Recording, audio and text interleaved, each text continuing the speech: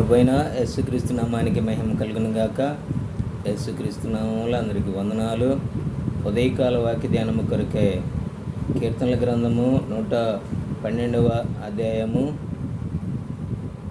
4వ వచనంలో రాయబడిన వాక్య భాగాన్ని నేను చదువుతున్నాను. గమనించండి దేవుడి బిడ్డలారా. యథార్థవంతులకు చీకటిలో వెలుగు పుట్టును, వారు కటాక్షమును వాత్సల్యత నీతియు గలవారగును. దయాళులై అప్పిచ్చుసు భాగ్యవంతులు. నిజమే, ప్రభువుకి యథార్థవంతులంటే ఎంతో ఇష్టము. యథార్థ హృదయం కలిగి దేవుళ్ళో నడుచుకుంటున్నప్పుడు చీకట్లో అట్టివారికి వెలుగు పడుతూ ఉన్నది.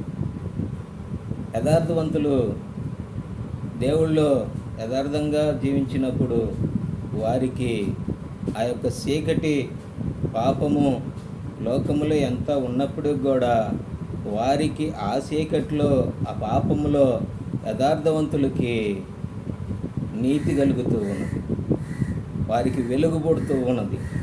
ఆ వెలుగు వలన వారు కటాక్షము వాత్సల్యత్యు నీతి గలవారు, దయాళులను అప్పించువారు భాగ్యవంతులు. నువ్వు ఎప్పుడైతే యథార్థంగా దేవుళ్ళో జీవించడానికి ఇష్టపడతావో అప్పుడు నీతి కలిగి యథార్థత కలిగి నీవు అనేది కటాక్షము కలిగి కరుణతో ఇతరులను ప్రేమించడానికి, ఇతరులని దయతో చూడటానికి ఆ కరుణ కటాక్షము దేవుడు నీకు అనుగ్రహించేవాడుగా ఉన్నాడు. ఎందుకంటే నువ్వు ఒక యథార్థతతో దేవుడిని నమ్ముకుంటున్నావు కాబట్టి, దేవుడు మార్గంలో నడవాలని ఇష్టపడుతూ ఉన్నావు కాబట్టి, నీ యొక్క పాపపు యొక్క విధానము ఆ చీకటి అనేది తొలగినప్పుడు ఆ యొక్క చీకటిలో నీకు వెలుగు పుడుతూ ఉన్నది.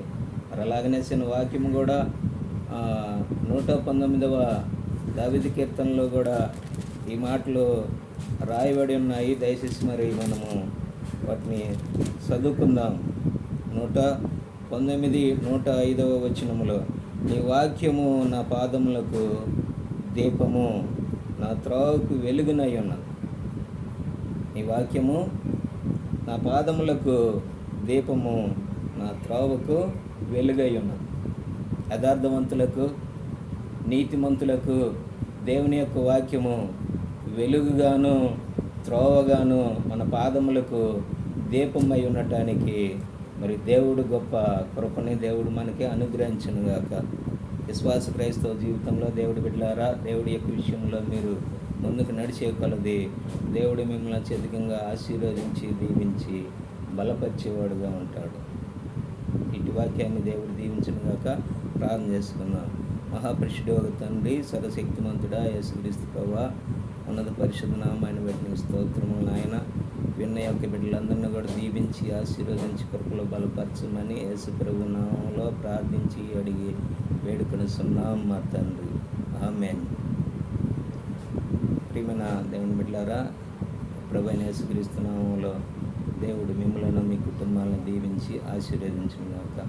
ఈ వాక్యము మీకు మీ కుటుంబాలకు దీవెనకరంగా ఆశీర్వాదకరంగా మార్చబడుతూ ఉన్నది కాబట్టి మీరు ఈ యొక్క వాక్యాన్ని షేర్ చేసి, లైక్ కొట్టి షేర్ చేసి మీ ప్రజలకి, మీ బంధువులకి, రక్త సంబంధులకు, మీ స్నేహితులకు పరిచయం చేయమని ప్రభు పేరట ప్రేమతో మీకు కోరుకొనుచున్నాను.